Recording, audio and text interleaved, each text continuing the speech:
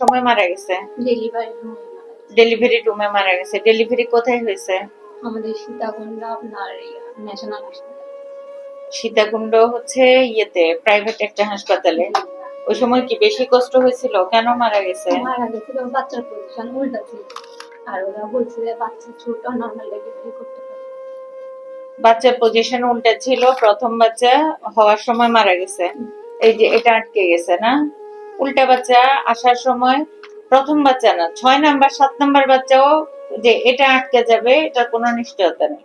হ্যাঁ, তো বাচ্চা ছোট হবে কেন? বাচ্চার ওজন ছিল আপনার 2.5 কেজি 800 গ্রাম। 2 কেজি 800 গ্রামের বাচ্চা কি ছোট নাকি? তো ওই ম্যামও বলছে বাচ্চা ছোট আছে, আপনারা সিজার না করতে চাইলে আমরা নর্মাল ডেলিভারি করে দিই। এখন করাইছে তো, গেছে কার? আপনার গেছে, ভালো করছে। এরপরে কি হয়েছে?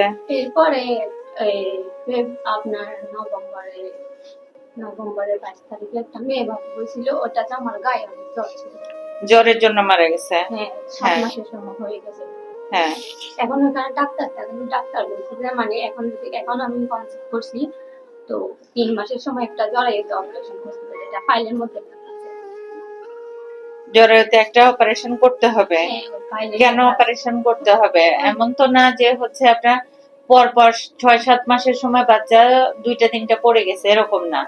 না, শুধু ওইটা যে ওইটা তো জ্বরের জন্য হয়ে গেছে। মানে তখন আমার গায়ে অনেক জ্বর ছিল, তো ওই ডাক্তার বলছে যে আপনাকে এটা করতে হবে এবারের সময়। আচ্ছা। ফাইলের মধ্যে লিখে